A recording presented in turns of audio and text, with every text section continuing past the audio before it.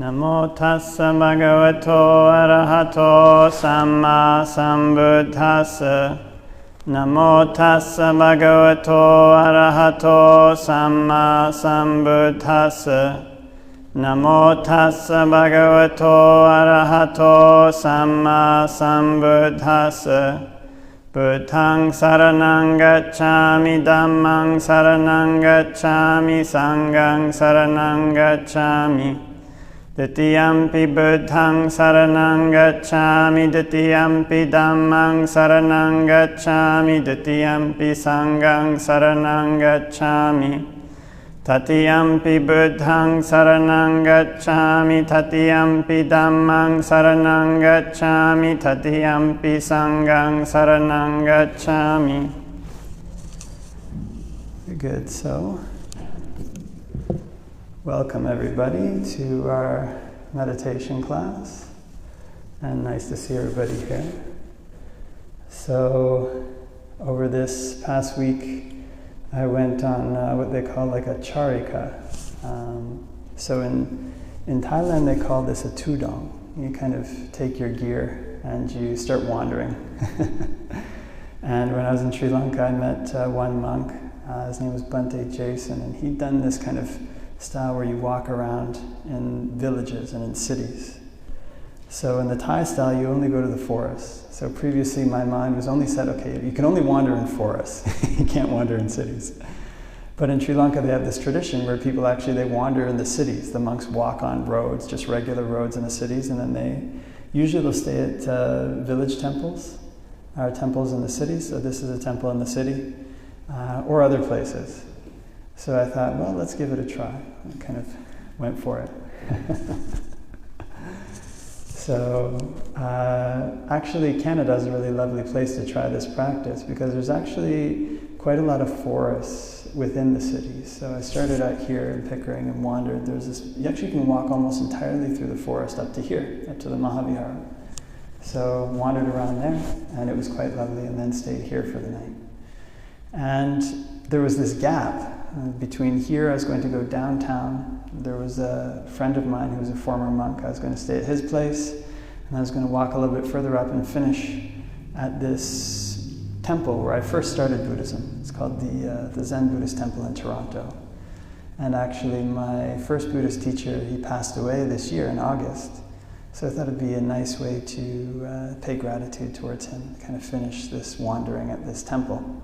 And I hadn't been there for a number of years anyways.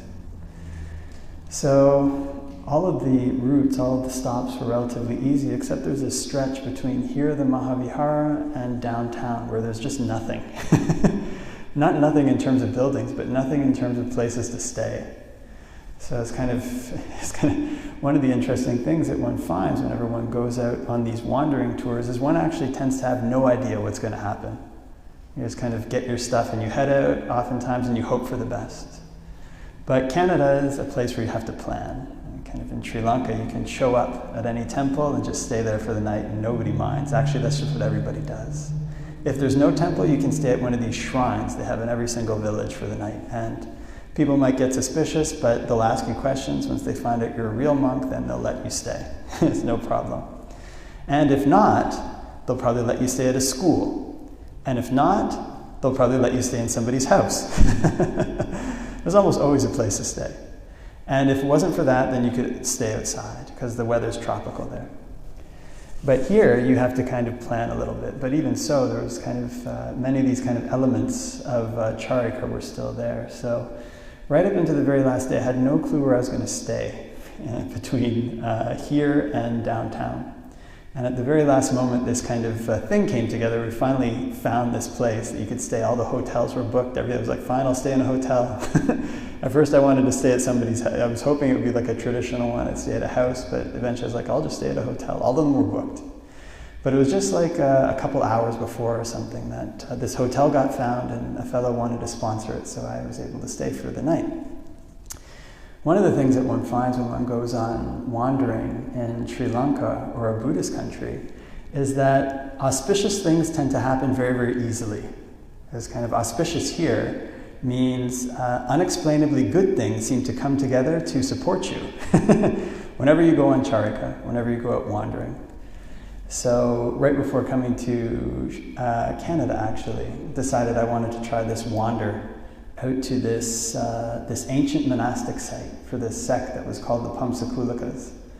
So I just grabbed my stuff and started off at a Mahamewanawa. I didn't tell them I was coming, I just showed up at like 5. They let me in. I was like, I'm only going to stay 2 days, 3 days, no problem. They let me in. So I kind of stayed there for a couple of days. Then I headed out wandering and had some interesting encounters on the way. But anyways, that's a different story for another time. The main thing is that I got to this place where I was hoping to stay, and I wanted to stay on the ancient ruins.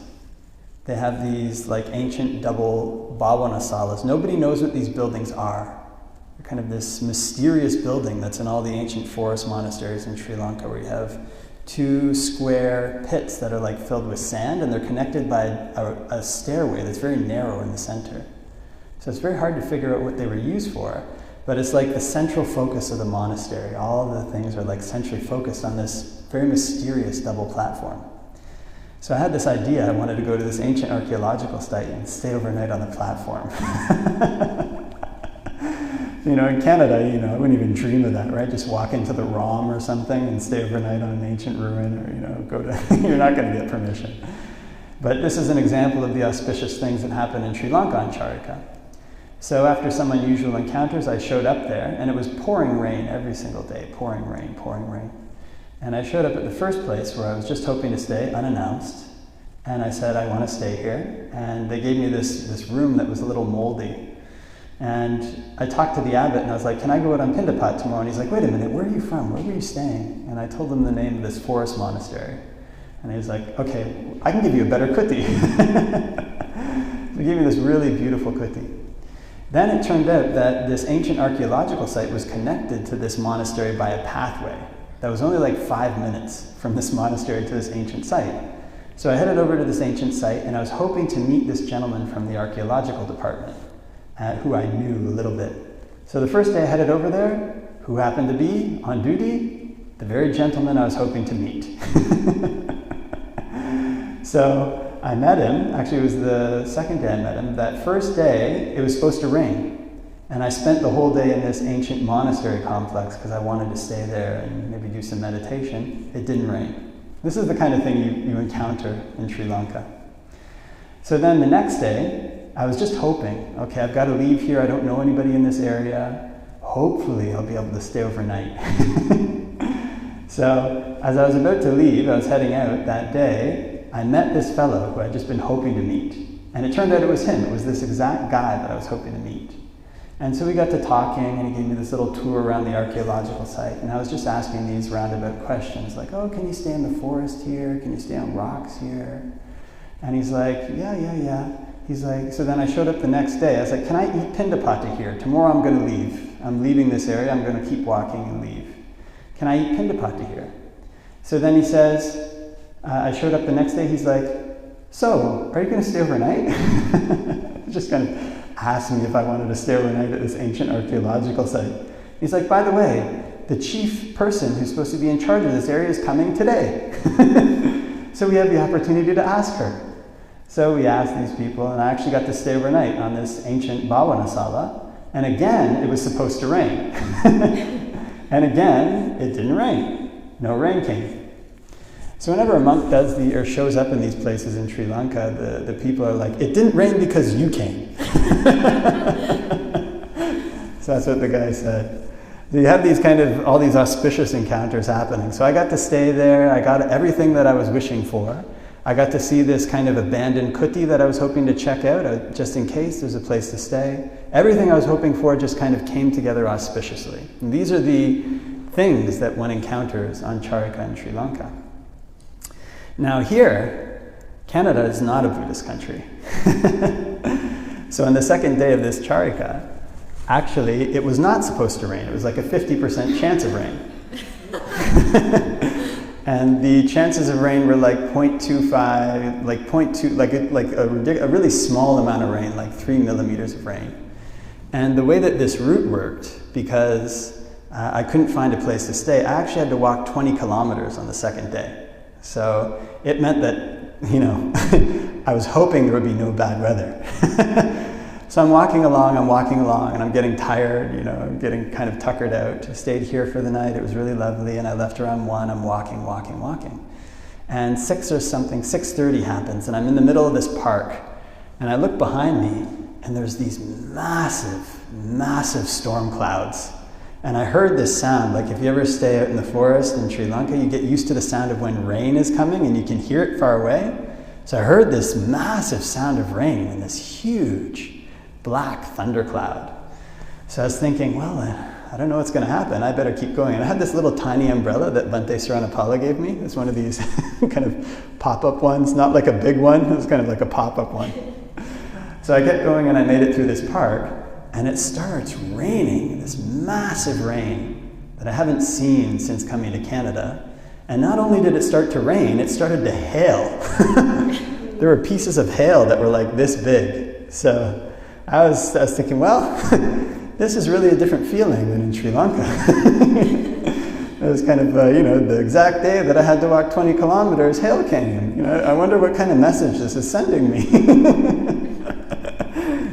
Anyways, so I started to think to myself, well, maybe I should, you know, abandon, you know, the walking portion of today, because it's not going to rain tomorrow. And by the way, this place that we booked for the hotel was very mysterious.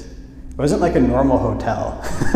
Actually, it seemed like it was somebody's house or something like this, but then when I sent them a message, I got these like mysterious messages back, like, okay, when are you coming? Okay, I'm gonna come, I'm thinking in an hour. So it started raining a lot, so I thought I'll just take the TTC and go. I called them, okay, I'm gonna come. I had to check in by 9, and it was like getting towards 7, 8 o'clock.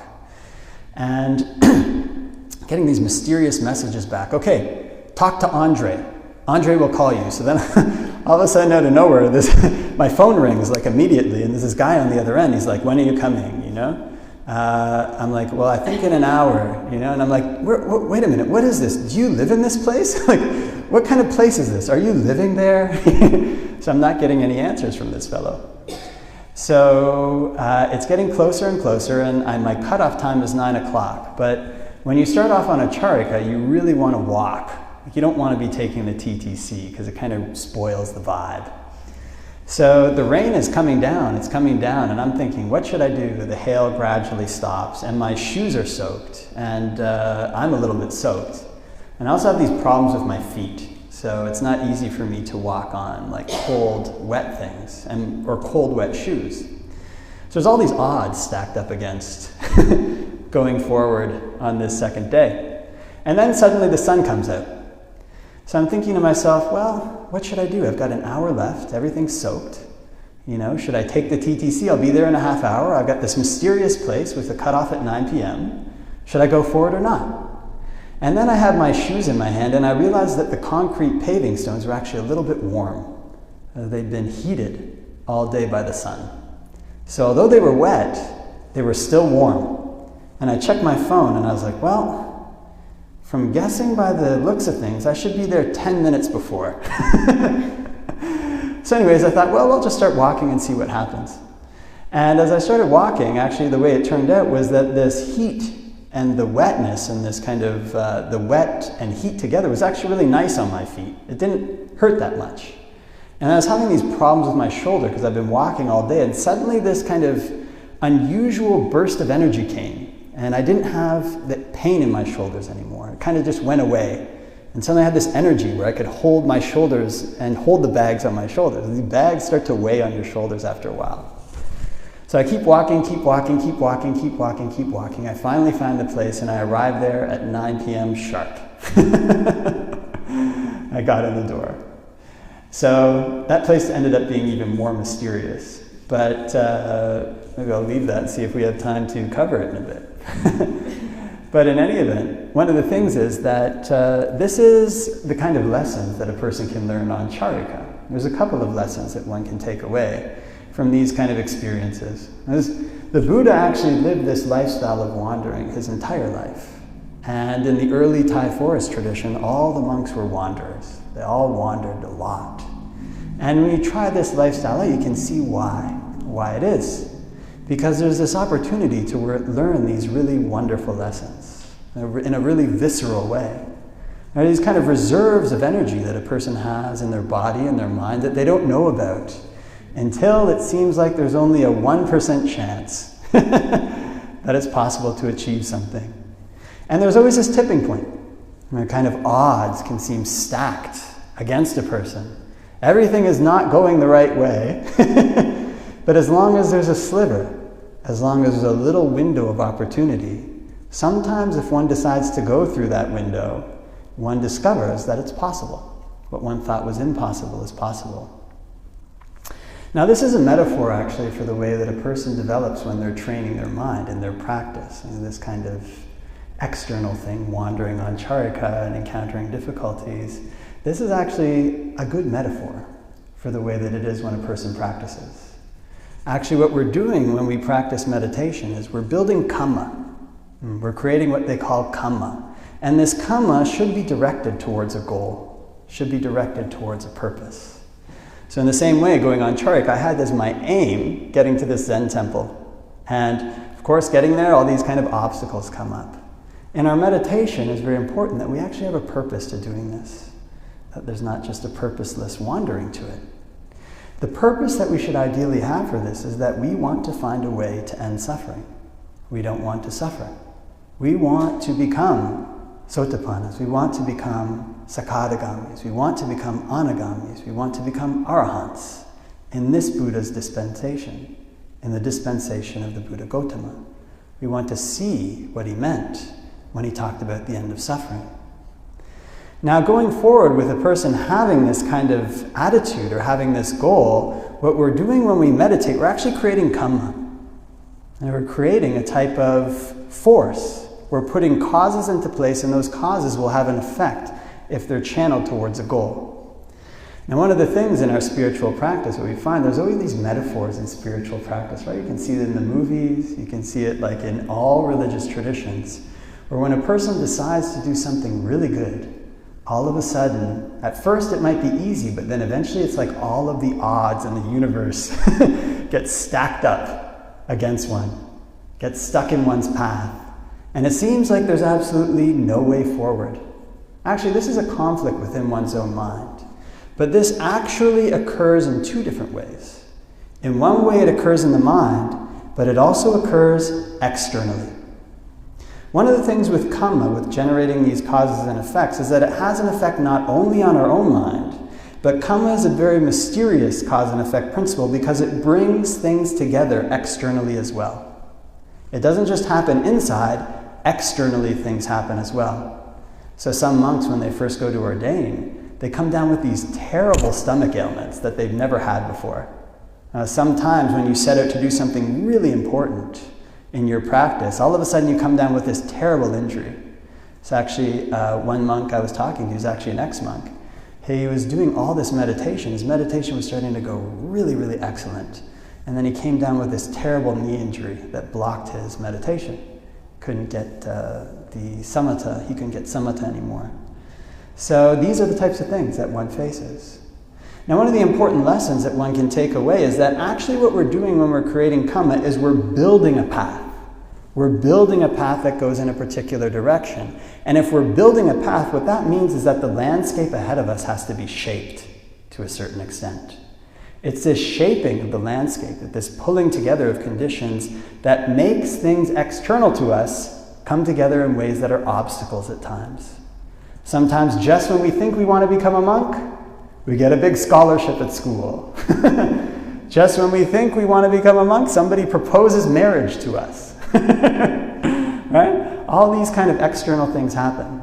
And it seems like there's no way around them. But there is. So this is when a person's practice can really be something that takes a person's mind into new places.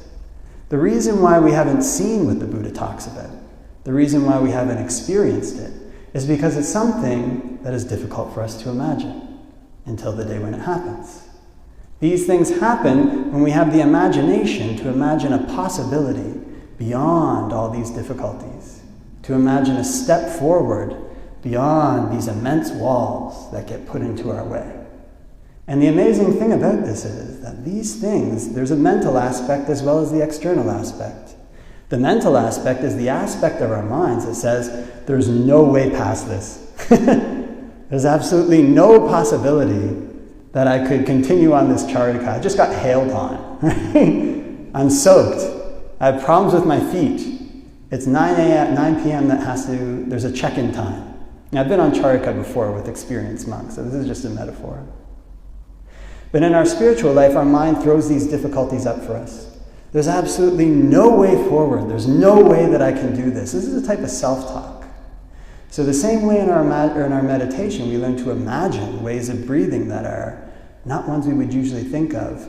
It's at these times when we're going forward in our path, if we choose to persevere in the most difficult moments, then a new solution can present itself. One that we never expected before. One that we never saw before.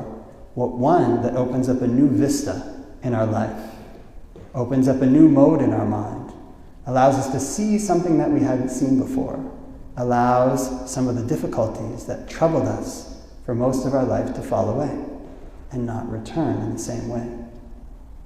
So this charika is an excellent metaphor, right? Kind of the Buddha wandered in this way. Kind of, there's difficulties that a person can encounter, but there's also solutions. To every difficulty there might be in our practice, there's a solution, so long as a person has the courage to imagine that solution. So long as a person has the courage to take a step forward when things seem impossible. So the amazing thing about this is that I arrived at this place, 9 p.m., and went to my bed. Everything was fine. I didn't get charged any extra money. I had a nice walk. My feet felt fine, and my body felt fine. Actually, I have various problems. I'm getting old now. I have problems with my shoulders. After this particular day of 20 kilometers of walking, my body felt fine. I was kind of able to sit down and not really worry, because I kind of gotten there safe. So in a similar way, these kind of difficulties that present themselves in our practice, in our life, in our mind, they graph in a way that's really similar. In other words, when one decides to take the step forward, when one finds the solution, this immense wall, these immense difficulties can suddenly dissolve away, almost as if they were never there at all, almost as if they were a figment of imagination. So we can't believe our mind all the time. We can't believe our mind when it says that you can't do this. We can't believe our mind when it says that it's impossible. Actually, going back, this charika was to end at this first place where I learned meditation. And that first meditation teacher of mine, he always had this phrase when we were on these Zen retreats, which were really difficult. He would always say, you're capable of more than you think. He'd be like, you can do more than you think. And what he said was true. I think I couldn't sit for you can't sit for one more second in this painful retreat. And the 5 days passes, and eventually this point comes where suddenly there's no more pain in your body. Although it's been building up day after day after day, one day left and your body feels no pain. Kind of the weirdest thing. So we have to be prepared for these events that come in our life, these events that come in our practice. We have to be prepared that our practice builds towards situations that are difficult. It builds towards situations externally that are difficult, internally that are difficult. It builds towards situations that test us. It builds towards a test. And if we pass the test, then all of these difficulties can fall away. Because there's a marvel to the Buddha's teachings. It's nothing usual, right? We can read about what happens in the Pali Canon, which is excellent. We can hear Dhamma talks. But it's when we overcome these extreme difficulties in our own mind that we really see the amazement of the Dhamma. We really see the wonder of the Dhamma. And this is something that's worth experiencing. It's something that's worth trying for. It's something that's worth imagining, so that when these difficulties present themselves, we can take steps forward and see them fall away. Okay, so I think leave that for reflection. And we have about 4 minutes left. Does anybody have any questions? Yeah? Do you have a question? Yeah? When you're wandering on the Tudong, is there still time for meditation or formal practice, or is that taking up all the time for the walking for the Tudong? Yeah, it's a good question. So basically, when you do walking, you're alone usually. Or if you're with groups of monks, then you tend to spread out. So when you walk, then you try to keep up your meditation practice while walking. So it's that's your walking meditation. Yeah. So there's plenty of time in that way. When you get back to the place wherever you're staying, you might be a little bit tired. So the amount of formal sitting that a person would do would tend to be less because they're a little bit tired.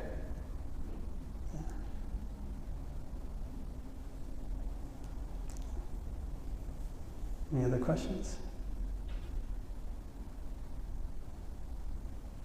Okay. Going once. Going twice. Bhante, in the morning, what time do you get up and what do you do? Well, it changes all the time because, well, since I had these stomach issues, so sometimes I wake up in the middle of the night and I'm just awake for a while. So that happens. So my schedule is pretty erratic. It tends to be a little erratic. So I think this morning I woke up at like 3 and I was up for a while and then I fell asleep again at like 5 for an hour or something like this. So this kind of thing tends to happen. So that's if, but a regular monk schedule will depend. It depends on the person. So the standard that you train with in Thailand is to get up at 3. And in the suttas, the standard is you should go to sleep at 10 and wake up at 2. So, and then you should practice meditation until it's time to go on Pindapata. There's very few monks who can actually sleep 4 hours a night. They are in Thailand. I've met them. But it's very difficult, and it has to be undertaken with a lot of care because a person can damage their body. So with having said that, if a monk has spent a lot of time training, then after a while they get used to, they experiment, like we experiment with this meditation, and then they find a particular time, like a particular timing that's suitable for them. So it can differ from monk to monk, but generally you shouldn't sleep past dawn. You should get up before dawn, like 5 o'clock or 4:30 or 4, whatever it might be. I was just wondering, have you found like meditating lowers how much sleep you need? Like your needs? Well, speaking in the third person, meditating can lower the amount of sleep a person needs. Okay. Like the things that people are talking about where you meditate 4 hours a day, that's for people who are full-time monks and full-time meditators. So they're meditating all day. So in that case, a person has less thoughts, right? Thoughts consume a huge amount of mental energy. There's this kind of consumption of mental energy that can make a person tired is one thing, and the second thing is when they sleep, their sleep is not restful. So those two things combined mean that a person has to have more sleep. The more that they're wound up, the more that they're thinking, the more that they're not calm. One is that they don't sleep as well, and the other one is that they're more tired.